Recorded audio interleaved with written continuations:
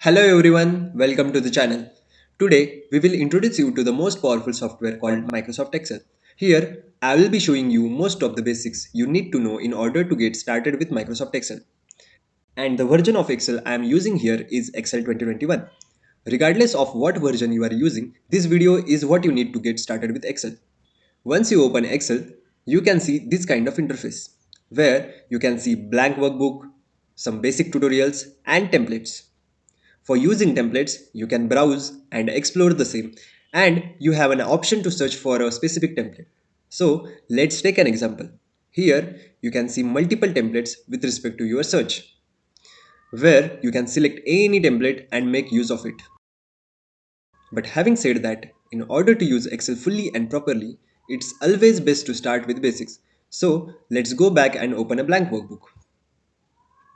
In this part of the video, we are going to see how to create a new workbook in Excel and how to save it. Also, we will understand the complete layout of Excel and important terms we need to know before starting. Once you open the blank workbook, you will always have one blank sheet which you can see at the bottom left side of the screen. And here you can add multiple sheets as you want by clicking on the plus button. All of those sheets are collectively called as a workbook. And right now my workbook has two worksheets. On the screen, in the top right corner, you can see a quick access toolbar, which will give you access to the most commonly or frequently used features. Next to that, there is a file name. And here we have control buttons to minimize, maximize, and close the sheet. Below that, there is a menu bar, having multiple tabs in it. And each tab has ribbons consisting of groups like clipboard, font, alignment, and etc. But not all of the options can fit into such a small group. So most of the group has a launch button. And if you click on the launch button, it will open up with even more options in it. Below the menu bar, you can see the name box, and next to that there is a formula bar. Then in the bottom left corner, you can see the number of sheets and the names of the sheets. Besides that, there is a scroll bar with which you can scroll the worksheet horizontally. Also, there is another scroll bar to scroll the sheet vertically. Below that, there is a view buttons in which normal view is the default setting, but you can change it as per requirement. And next to that, there is a zoom control.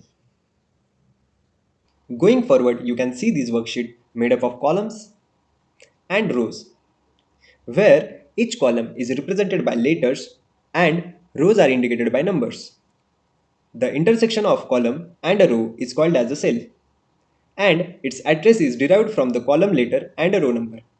Here you can see I have selected this cell in the column C and row number 3. So in the name box, its address is shown as C3. Similarly, each cell is described by the same way in the MS Excel. The next part is range. When you select the number of cells in Excel, it will become a range. And you can represent it by naming the upper left cell and lower right cell.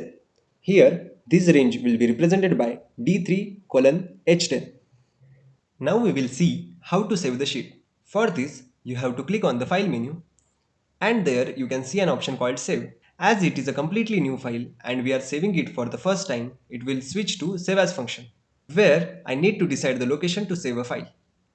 So I am going to click on browse and select a location as document. Then let's name the file as exercise 1 and click on save to save the file. So now we are familiar with Excel interface, which is essential for getting started with Excel.